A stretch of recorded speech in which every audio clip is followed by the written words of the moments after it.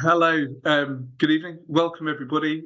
Thank you very much indeed for joining us for this, the first of our webinars on the Lewes Local Plan.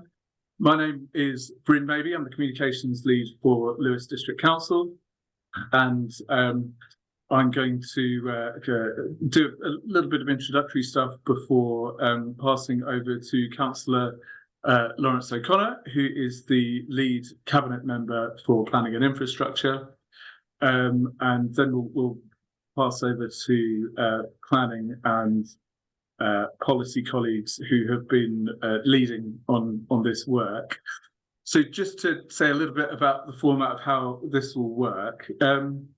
We will record the session so that anyone that's not able to make it tonight can catch up.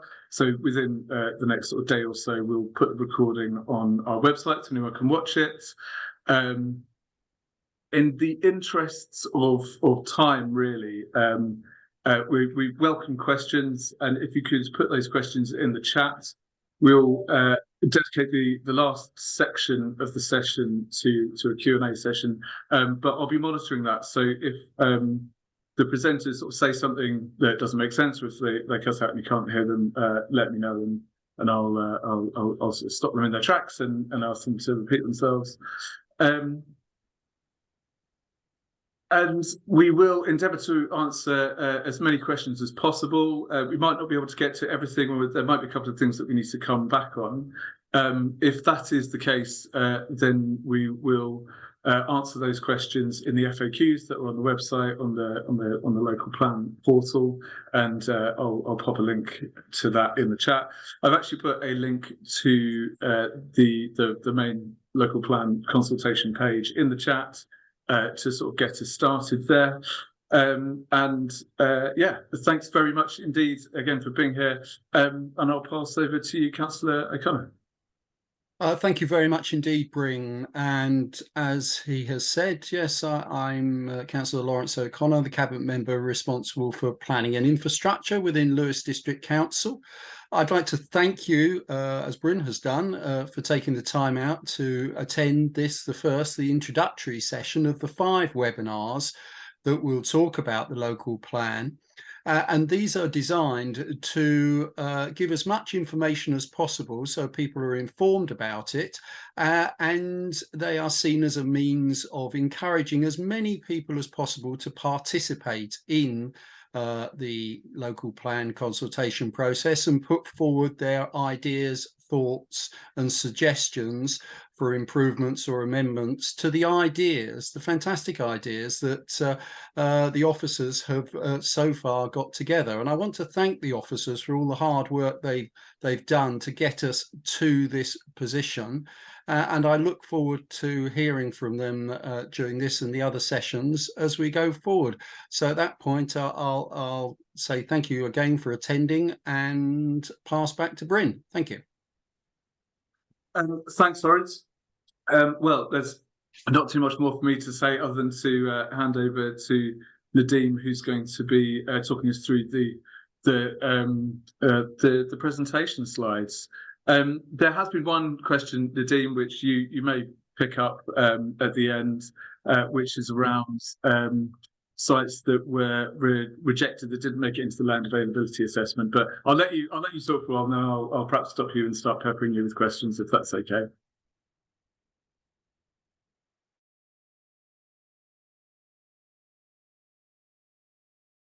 And you're on mute, Nadeem.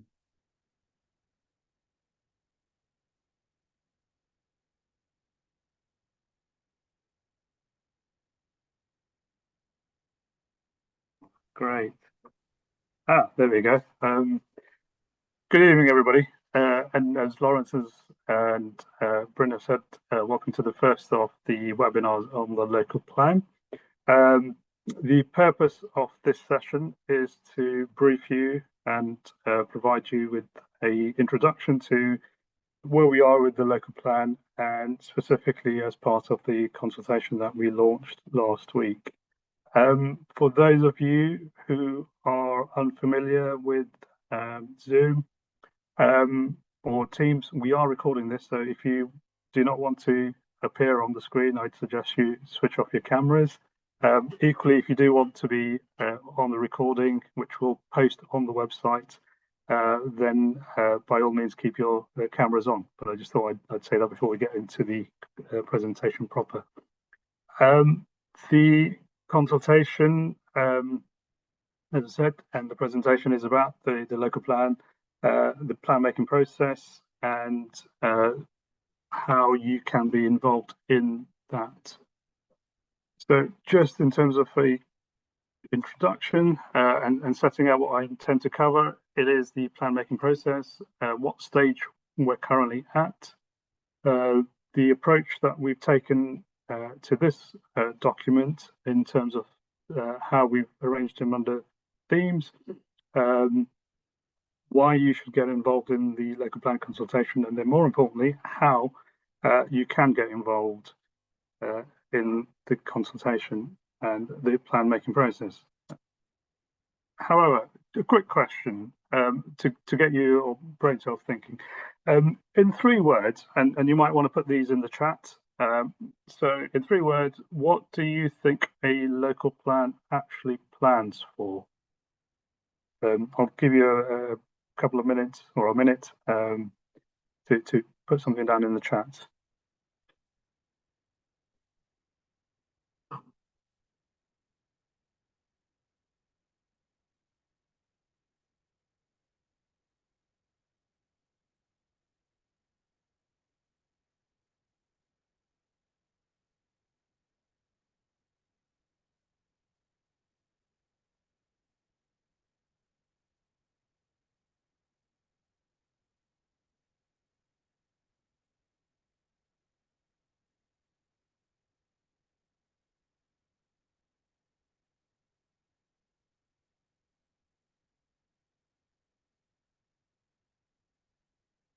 Okay, moving on then. In terms of the next slide, the local plan, it is a document which sets out how much growth should take place over a 20-year period and where that should be located. Also, what facilities and infrastructure is needed to support that change, and which areas and sites we should look to protect. And in looking at development, then how should that development be built and what should it look like? You'll see on the screen the map on the left is the district council's area. The local plan will only cover Lewes district outside of the South Downs National Park, as the Park Authority are the responsible planning authority for their area. So looking at the map from the northwest around Ditchling down to the bottom end of Seaford, the light shaded green, that is the park area. The dark green area on the map is the area that this plan applies to and for which we are preparing. The planning system in England is a plan-led system, which means that local planning authorities have to prepare a local plan, and that is the starting point for determining planning applications. And what this means in practice is that every local authority is expected to have a up-to-date local plan, which, when we have one in place, gives us greater control over what is developed and where that development takes place. It's also an important document in that it provides us with an overall strategy for how the district or the plan area will change over the long term and how the priorities which the council sets can be addressed and achieved. So it gives us an opportunity to ensure that the cumulative impacts of development are properly assessed. And in doing so, we're also able to address the issues in a planned way, rather than dealing with them in piecemeal through applications. And it also means that the infrastructure improvements that we need can also be properly planned for where they are required. Now, the local plan, once it's adopted, it will replace the current plan. And for Lewes, what that means is currently we have the joint core strategy, which was prepared jointly with the Park Authority and would have covered all of the district's area. That was adopted in 2016. And then in 2020, we published the second part of the plan, which set out the development management policies, and those are what we would use for making decisions on applications. So it is used on a daily basis. Okay. The next slide is, as I said, the local plan is and planning in England is led through plan led framework, and at the top of that hierarchy is the National Planning Policy Framework, which is the overarching policy framework for planning in England. It includes decision making or policies which help to make decisions in applications, but it also provides policy on what local plans should include and what they need to consider, as well as what we shouldn't be looking to include. Now, the NPPF is clear that the purpose of the planning system is to contribute to the achievement of sustainable development, and it emphasises that that sustainable development should be about positive growth. It should be about making economic, environmental and social progress for the current generation and for future generations.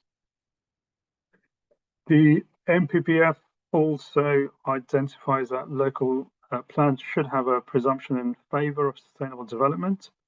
And what that means is that through the plan, we should promote a sustainable pattern of development, which seeks to meet the development needs of the area, aligns with the infrastructure that is provided, and as I said earlier on, improves the environment and mitigates for climate change harm.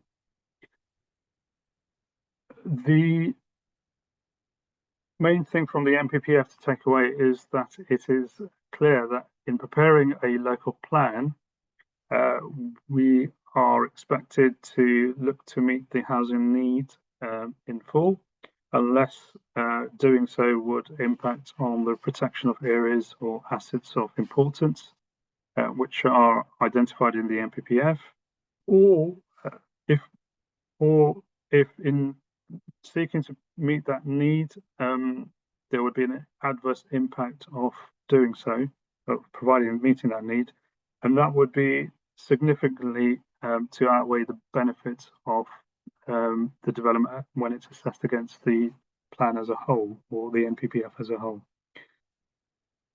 Now, it's important to sort of set out the start that where we cannot meet our identified need, then we have to use robust evidence to justify why that is.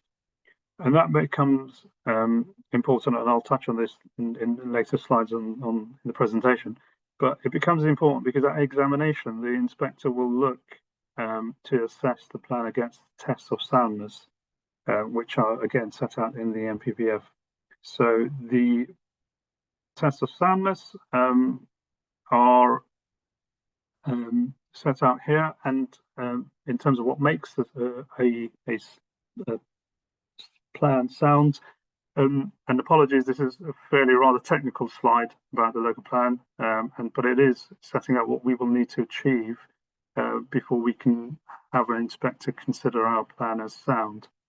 So sound is the word used in government guidance about what an adoptable plan must be. It's defined principally by the 4 criteria on the screen, and the inspector's core role at examination is to see if the plan is sound and can be adopted by the council. the first test of soundness is positively prepared. And what does that mean? I guess in essence, it means, does the plan respond to the needs of the area? And does it plan for these needs? And those needs, as I said earlier on, are not just housing, but they're also employment and other types of need. And in trying to meet those needs, have we positively responded to the issues and challenges that are facing our area? It also needs to be justified, and this is one of the criteria that the government is currently looking to delete and replace. But for the moment, under the current framework, this is what we've got to do. So when they say justified, it is what is in the plan an appropriate strategy, and does that strategy respond to the issues and opportunities that have been identified? It means, have we considered the alternatives that are out there and available to us through the plan making process? And part of trying to demonstrate justification is through the proportionate evidence base. Now, you will know, for those of you who've been onto the consultation website, that we've published all the evidence studies that we have used to reach this stage of the local plan. And through those, the intention is that we show what is behind our thinking, and the evidence gathered is there. It's not complete. The process of gathering evidence is ongoing, and you know, we know that we live in a complex part of the country. From the map on the earlier slide, you can see already that we're planning for a very small part of the district, or not all of the district area. That's a complex issue for us to deal with. The plan also has to demonstrate, and we've got to demonstrate again, is the third criteria there is effective. Have we demonstrated that the policy directions and the site locations in the plan will deliver to meet the needs of the area? Is it effective in working with partners on the strategic issues that have been identified? Have we done that? Can we demonstrate that we've worked with other government bodies like the Environment Agency or the South Downs National Park Authority? Effectively, have we explored everything, looked at every possibility? And we'll need to evidence all of that work, that joint working and those conversations that we have, and those will be through statements of common ground, which basically say on a particular issue that we've had a discussion and we either agree on what the approach is, or we have disagreed on the issues. It's a statement of common ground. It's not a statement of agreement. And the fourth test for what will make our plan sound is it consistent with national policy? I've mentioned the National Planning Policy Framework, which is the NPPF, but there is also other guidance which is published, and government expectations are that plans across the country are achieving compliance at a high level with those planning policies. And so policies that would apply to development, some of those are set out through that further guidance, and we would be expected to follow that guidance and those policies. And other areas, they've allowed us to set out what the policies would be in the local plan. And we need to demonstrate through the local plan how we've responded to that policy guidance through our plan. And the inspector will be looking at those requirements in making his judgment on the local plan when we get to examination. So we will need to pass all of these tests and show the inspector at the end of the process that we've done this. And in responding to comments through the consultation, what I would recommend to you is that you have this in mind, as the inspector will be, as we move forward to the more formal stages of the plan making later next year. The The inspector will be wanting to know from you and others who respond to the consultation whether the plan has achieved the tests that are set out here or not, and if not, then which of these 4 tests do you think we have not carried out and are lacking on? That is sort of the context of where we are. So I talked about evidence and justification. While public consultations are one of the means by which we collect evidence and information, the plan itself is supported by a suite of technical evidence studies and supporting documents. Some of these are prepared by the council itself. Others are prepared by organisations on our behalf, and others are still prepared by external organisations, which we'll need to be aware of.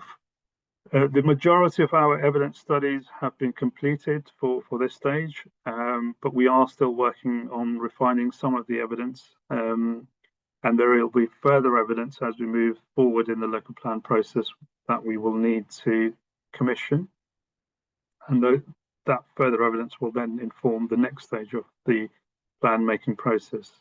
And you know, as I said, the process of plan evidence gathering is ongoing, but the majority of the evidence that we need for this stage is available on our website on the consultation portal under the evidence tab. Just in terms of the plan making process, where we've come from and where we're going. So on the top line, we started the process in 2020. We have carried out an issues and options consultation to which we got 42,000 comments. So thank you to everyone who responded to that consultation. From the consultation, we review the comments, and those comments then feed back into preparing the next iteration of the consultation and the plan. And that is a cyclical process at each stage of consultation. The line at the bottom shows the process in full in terms of what is the whole process before we can adopt a plan and where we are. And what you'll see is that we are very near the start of that process. So we're at the stage where we are looking at preferred options and policy directions consultation. The next stage would be a draft plan where we take the policies and settle on the wording in those, as well as potentially identifying sites for allocation. We would then bring that plan out to further consultation, and then once we would be happy with a plan that we think is sound, we will then put that to the inspector through submission. Or prior to submission, we would come out to consult again to say this is our final version of the plan. These are the sites, these are the policies, and this is the evidence on which we're coming to those conclusions and those decisions. We would then submit it to the inspector for inspection. There would be a examination in public where the independent planning inspector, who is appointed by government, would look at the policies and the plan as a whole and make a judgment. As part of that process, he will invite everyone to comment or participate in the hearings. He or she will then issue their final reports or interim report asking us to make some changes. We'll agree the final modifications to the plan, and once we have his final report, which would either say that he's found the plan sound and therefore it can be adopted by the local authority, it will come to the full council for adoption, or it might say the plan is unsound, in which case we would need to review which areas of it were found unsound and resubmit and rework on the plan. In general, and in danger of generalizing, it's usually on average a multi-year, so it's anywhere between 5 and 7 years is the time it takes to prepare a local plan. Okay, so moving on to the preferred options consultation, which is what we launched mid last week. So what is it? The consultation itself is not the draft local plan. As I said, we'll prepare that following on from this. The purpose of this stage is really to enable residents, businesses and other stakeholders to be part of the conversation about what is an appropriate growth strategy for us to deliver the housing and economic needs over the next 20-year period, and the merits and of the possible approaches for how we might address those issues in our area. As I said, the plan in terms of how it's presented is taking a thematic approach. This means that the policies are arranged under a number of themes, and while those themes can be read as on their own and look to address a particular area points, the plan itself really does need to be read as a whole, particularly when we're making decisions on planning applications, when you're trying to understand why has the council made that decision in a particular way. There might be a policy, but on that feels like the decision was made against, but as a whole, it might be the right decision when it's assessed against policy. The document itself includes a vision and aims, and those set out what we expect and anticipate the area to be in the next 20 years. There is a spatial strategy which is taking forward the options that we set out in the issues and options, and these really set out how the plan area as a whole and the different towns and villages within it should develop, alongside how we think we can respond to climate change within the plan period. It also sets out how much development we think can take place at this stage of the plan making process, and where this might potentially be located, as well as when it might be delivered under each of the themes. There's a series of policy directions, and these set out where we think our policies are likely to go in which direction when we come out with a draft policy, a draft local plan. In terms of the vision, I suppose it's important that the local plan sets out an ambitious and succinct vision for the area, principally to reflect what our council has asked us to do, but also it's a vision that is achievable and a spatial strategy which the policies can support. The vision for the local plan area changes, and it covers really three main areas, and the consultation document also identifies the aims for the plan. So you've got the three big parts of the vision are, it will be through this plan, the planning area will be green, it will be inclusive, and it will be a great or beautiful place, places to live and work in. Okay, in terms of the next slide, the spatial strategy, development needs, sorry. We are committed through the plan to tackle climate change, which is one of the biggest challenges over time. In terms of the development, and it's one of the influences on climate change. We want to use the planning system and the new local plan to help shape our response to it. But at the same time, we need to, as I said earlier on in the slides, we need to seek to meet our needs for the area. Now, the growth that we do develop, we want it to either, would like it to improve the quality of our existing communities, both in new, and if it's not able to do that, then at least to improve on what's there already. I talked about the presumption in favour from national policy, and when that is translated into the local plan, what it means is we've got to help facilitate new development. As the local planning authority, as I said, we've got to demonstrate that we've taken a proactive and a positive approach to meeting that need. And the government has set out a algorithm or a formula, whichever one you want to use, for how we should calculate the housing need. And this is known as the standard method in national planning guidance.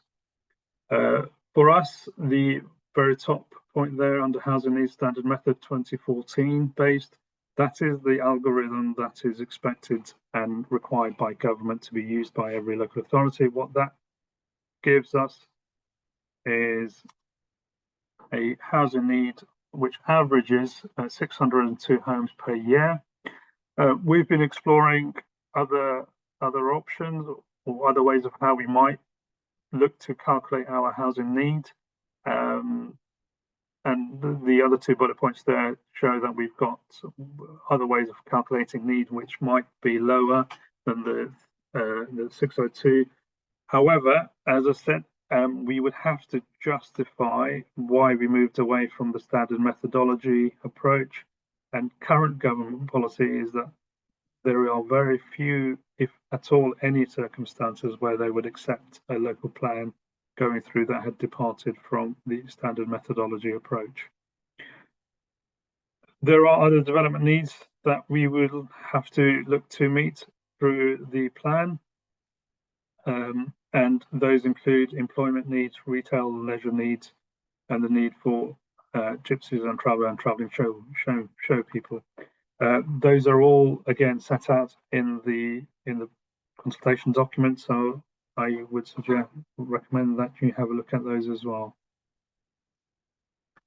In terms of the spatial strategy, as I said, the purpose of the spatial strategy is to take a long-term planning approach to growth, which takes into account our environmental constraints, the availability of land for development, the viability of that development, and the need to balance such matters against supporting the local economy and seeking to meet the local housing need, including the need for affordable homes.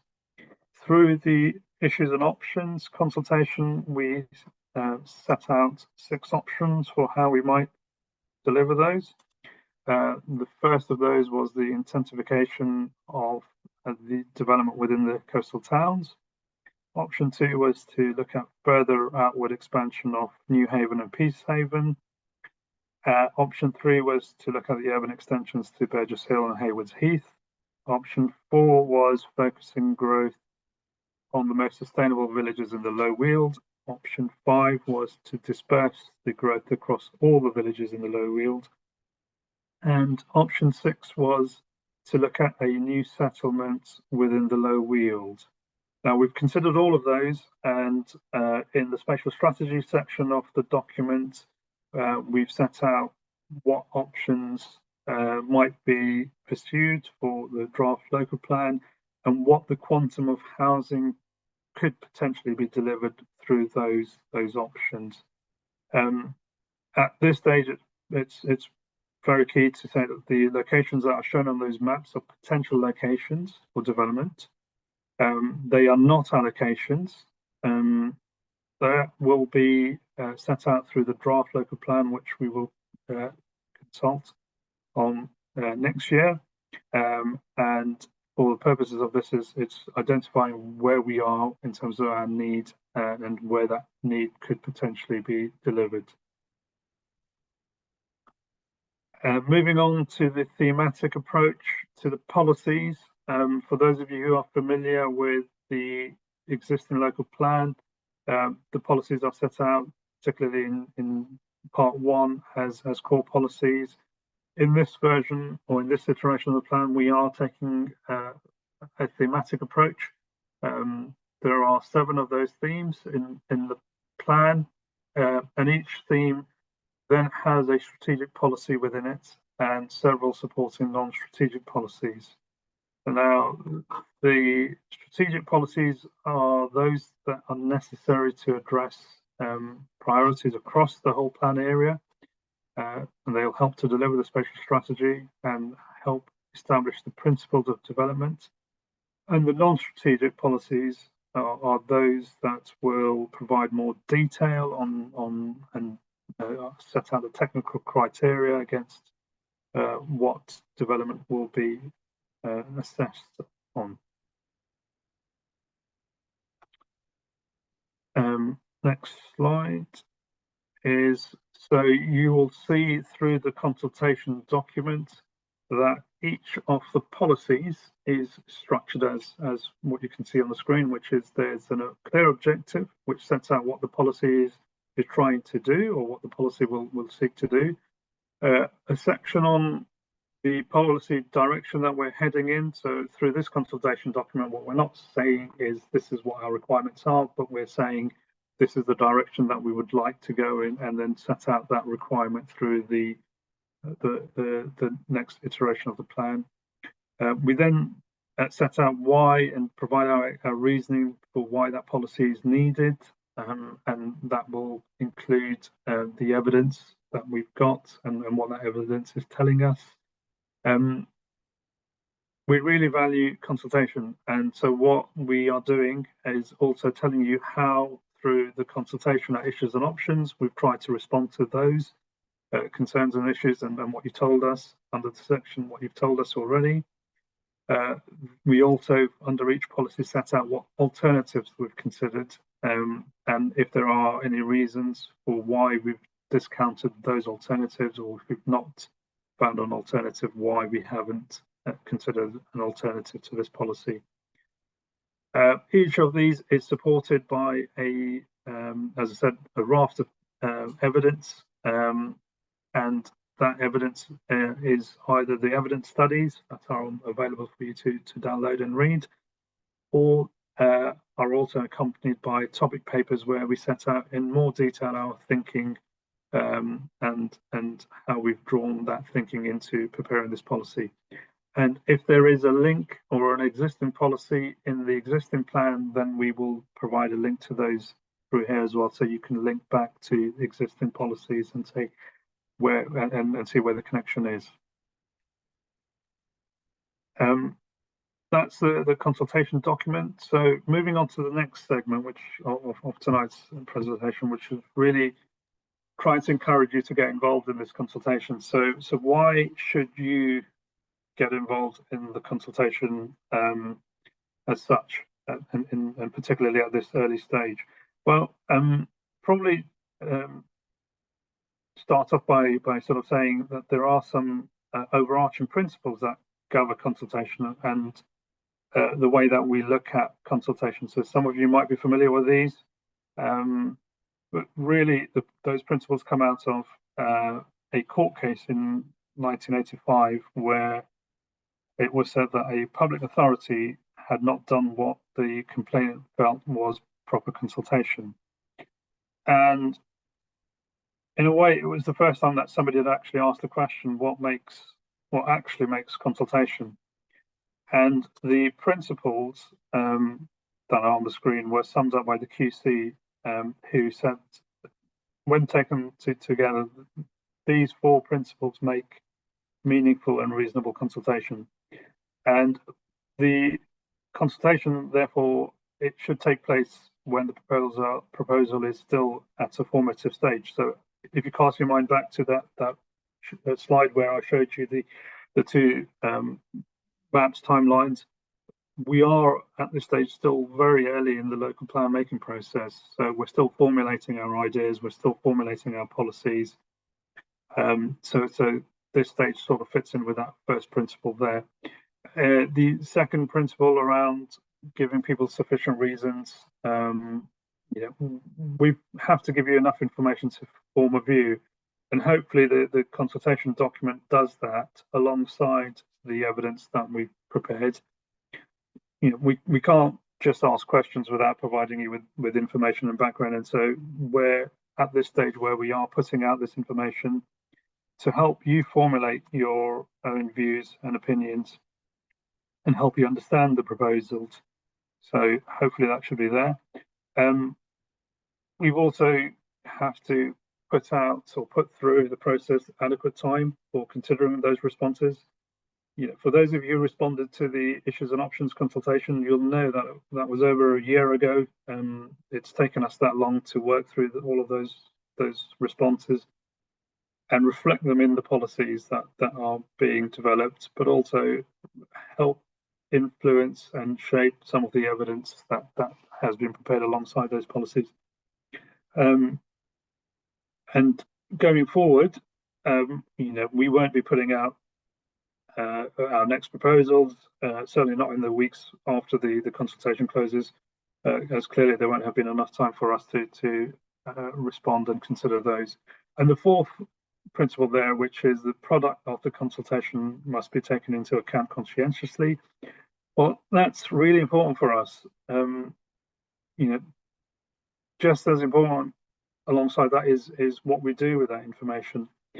And so I would really ask that you do get involved in this consultation and do respond to the questions that we're asking through it. Now, probably the reason for setting out those principles is that since those principles were first formed, there's been a strong legal foundation from which the legitimacy of public consultations is assessed. And frequently, they are referred to as the legal basis for judicial reviews decisions. So when local plans are challenged, going back to that soundness test issue, one of those will be around this. And there have been more recent cases where these principles have been around consultation have been reaffirmed. Does consultation matter? So, having asked you to get involved with it, I just want to sort of delve in a little bit more about the things that we really value from consultation and engagement. And public consultation gives us the insight that you bring.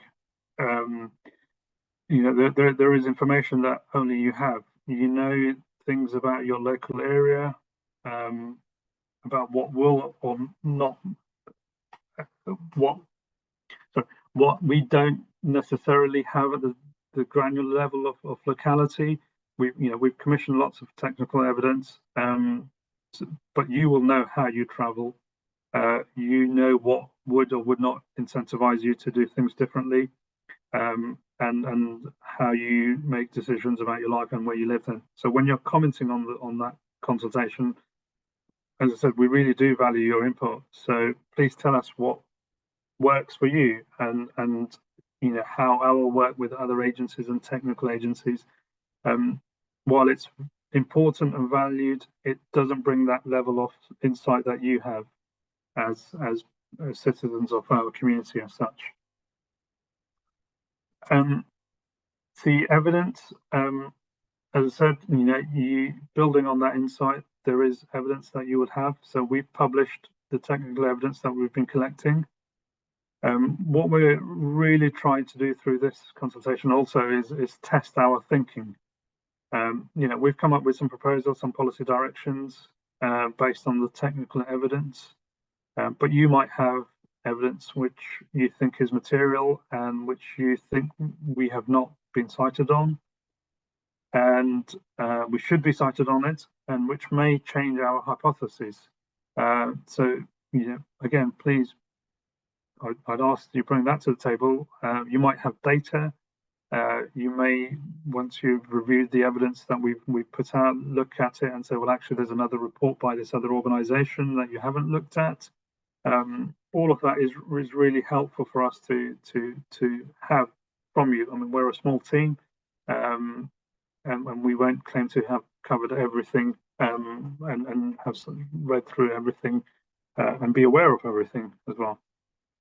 So if you've got things that you think we've missed, then please, again, provide us those through this consultation.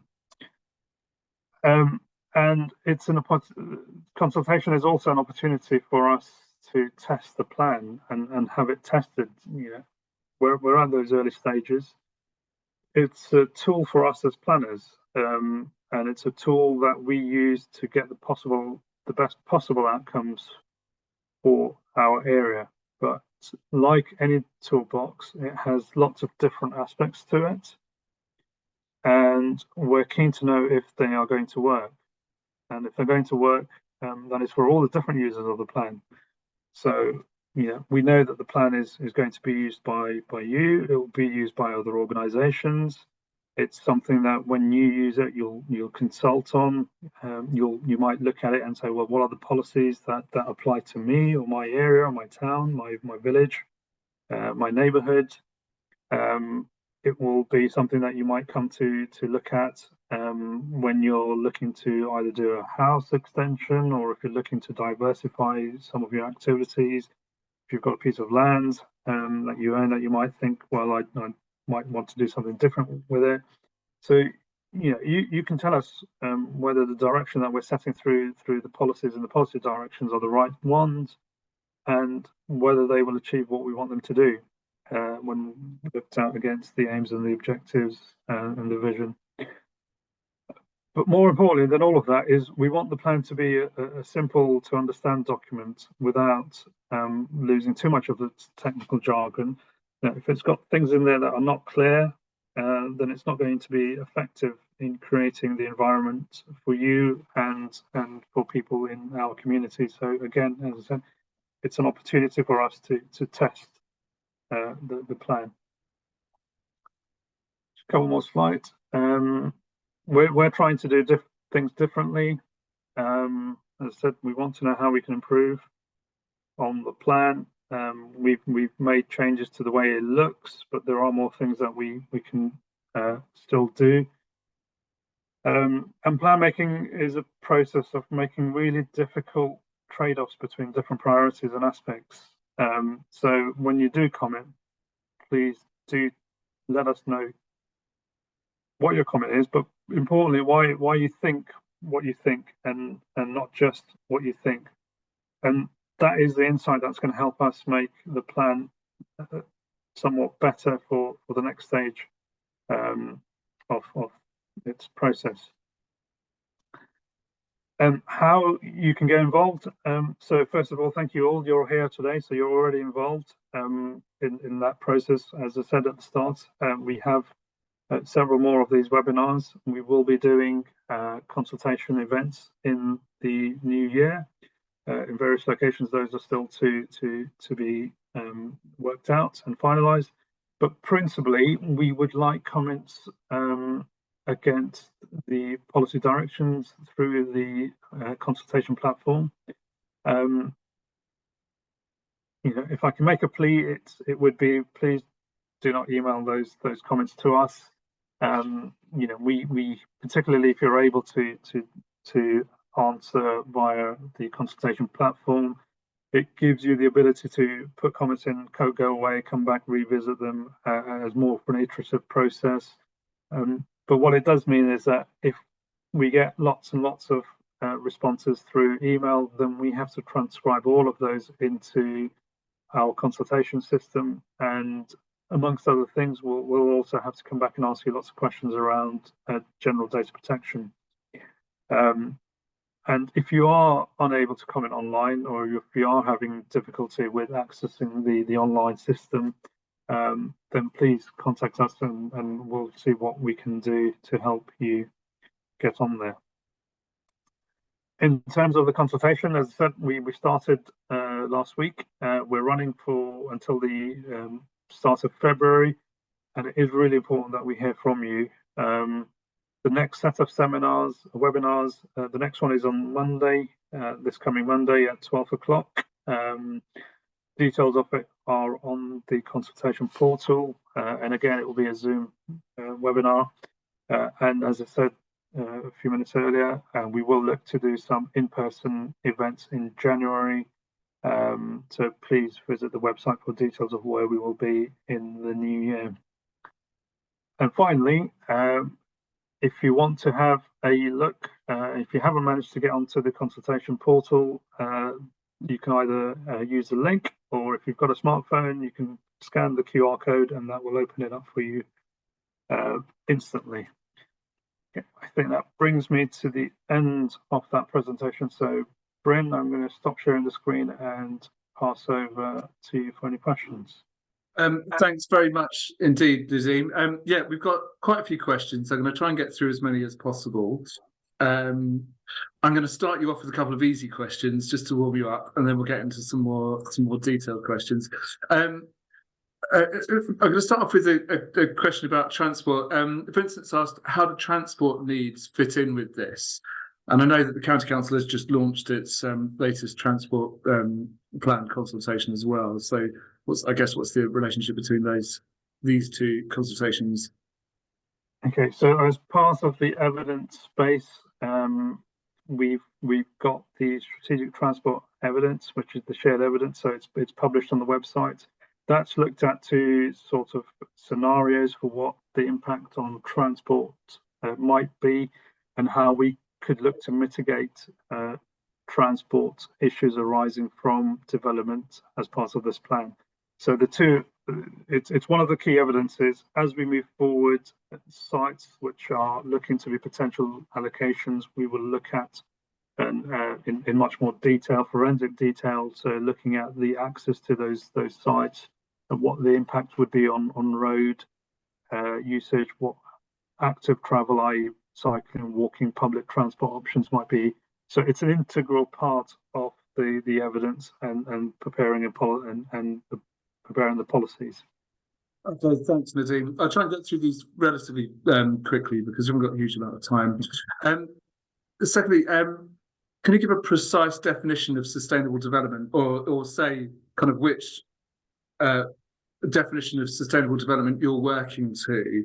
I've shared a link with Harriet, who asked this question, to the technical advisory notes on this. I don't know if that's correct or if there's something else that we should be looking into. That's it. Yeah, it's those that are set out through the United Nations Sustainable Development Goals. Okay, thank you.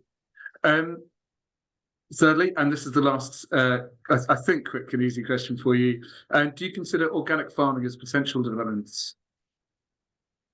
We've got a policy in the plan where we're looking at local food production. So I would point you in that direction and encourage you to respond via the consultation on that. Okay, thanks, Nadeem.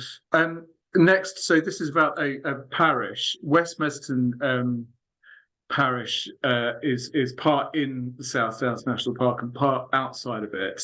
The map that you showed earlier on in the presentation doesn't show that. Where does it leave that parish in terms of this process? Okay, so so we will, I believe we have published under the local land availability documents on the website what maps for each of the parish councils. So those would show what potential sites and what sites have been assessed for this stage of it. So in essence, the element of the parish which falls within the local plan area, the council's planning area, we would be responsible for that. The element of the parish which falls into the park authority would be responsible for planning in that area. But in practice, we would be working, both the park authority and ourselves, we would be having conversations as we have been doing throughout the process in terms of what sites or development may potentially come in those areas and have an impact on us. So there is a cross-boundary issue that we have to justify through examination as well. I talked about it earlier on in the presentation. Okay, thank you, Nadeem. Staying on the subject of land availability and the land availability assessment, there was a question about that document not being on the list of evidence on that slide. Is that correct? Is that land availability assessment not one of the bits of evidence? It is one. I mean, the list that I shared earlier on, it's not a comprehensive list. As I said, there will be others, so it might be just some oversight from us on that slide. I'll just have a quick look.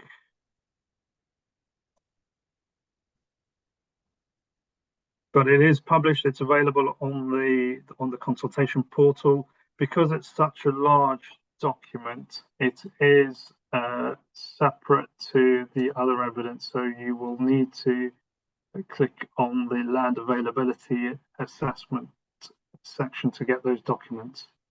Is that easily navigable when you're on the landing page, or do we need to do something? Yeah, when you're on the consultation portal page, if you scroll down to the evidence section, or the buttons which have got the topic papers, the FAQs, there is a separate section on land availability assessment, and underneath that you've got all of the parish maps, and you have all of the assessments of the sites in terms of the individual assessment for each site that we've looked at, as well as a district site map which sets out all of the sites across the district or the plan area that we've looked at.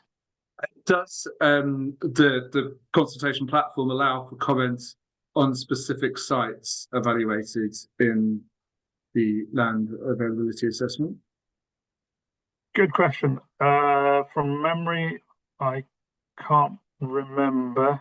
We come back to that in the FAQs, because we'll confirm on that. Yeah, I'm sure more than one person is going to have that question. And is there anything that you can say about the status of sites evaluated and rejected from the land availability assessments? Okay, so the assessment, two things to be very clear on. One, the assessment of the sites at this stage through the law does not mean that they are allocations for the local plan, i.e., when I say allocations, i.e., sites that are going to be included and developed on. The land availability assessment, what it does, it looks at sites that have been put forward to us and makes a judgment on the evidence that we have to date as to whether those sites are deliverable, whether they are potentially deliverable, or whether they are not deliverable. And the criteria used is set out in the land availability report itself and the appendices to it. But in essence, there is guidance from national government in terms of how we look at those sites. If the evidence changes on those sites, and as I said, evidence gathering is ongoing, it may potentially result in some of those sites changing their category, i.e. moving from either deliverable to one of the other categories, or the other way around. But at this stage, based on the evidence that we hold to date, those are that is their assessment. All right, thank you, Nazim.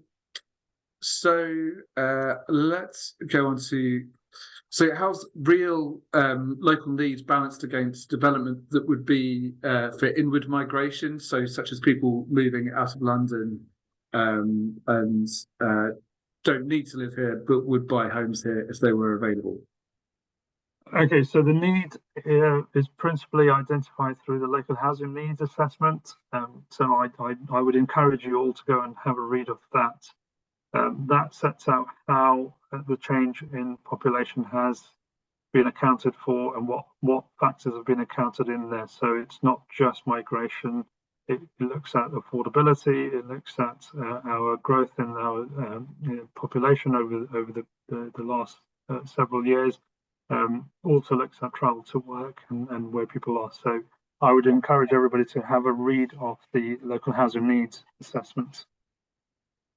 Thank you. And sort of related to that, government previously indicated they'd used the 2018 ONS projections in the standards methodology to setting housing targets.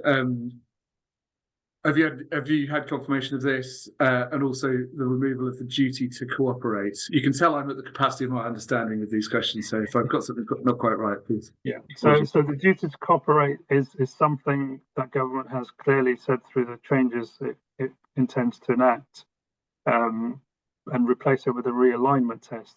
What we don't know is when those will come into effect. So for the time being, we are carrying on with duty to cooperate because they're not getting rid of it entirely. They're just replacing it with an alignment test. We don't know what that alignment test is. And under the current framework, for how plans have to be assessed and inspected, that requirement is still there. So for the time being, we're continuing as normal. We will, once we know we have that clarity from government, we will reflect and make the appropriate changes as necessary. And the first part of your question, or the first part of that question was around cooperate. Standard. Yeah, that was just the standard. That was due to cooperate. So on the standard methodology and use of alternatives, there was not confirmation to us directly, but something from the Secretary of State around continue to use 2014 mid-year population figures rather than 2018. So there was a parliamentary statement, I believe, a while back. Okay, thank you. In terms of the, there's currently a shortfall in the delivery of, the housing delivery targets. What is the council proposing as robust evidence in mitigation, as has happened with the current plan? Okay, so as without going into much detail, the shortfall is based on the technical evidence and land supply, and what we can potentially do to meet that need is we are as part of this consultation also doing call for further sites, and once we have the conclusion of this consultation, we will assess any new sites that have come forward to help us meet that target.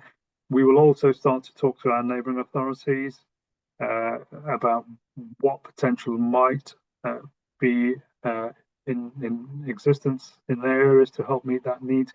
And if it's not possible to move the need, then we will go with the numbers that we have in our plan at the moment, subject to further testing and refinement of evidence.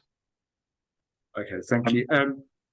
So just the last couple of questions.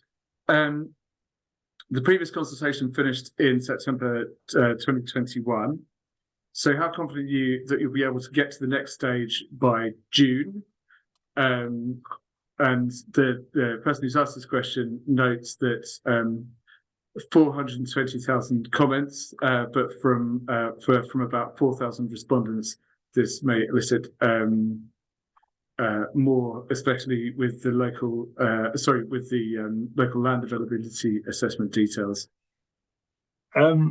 We can be as confident as we can be. I mean, we will have to review depending on the volume of responses we get to this consultation. But one thing to say is that we now are further in the process than we were when we started the process and the previous consultation. So internally, we are geared up. We've got systems in place for managing those. And depending on the volume, we are confident that we'll be able to get to a draft local plan by the spring. If we're not, and we have an overwhelming volume of responses and that requires a change to the timetable, then we will refresh the LDS, which is a local development scheme, and make that known through our normal communication channels.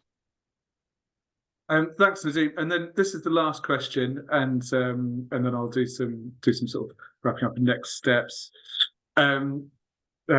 Duncan said that he understands that some potential developments on garage sites fall inside in Lewes, fall outside of the plan, if that makes sense.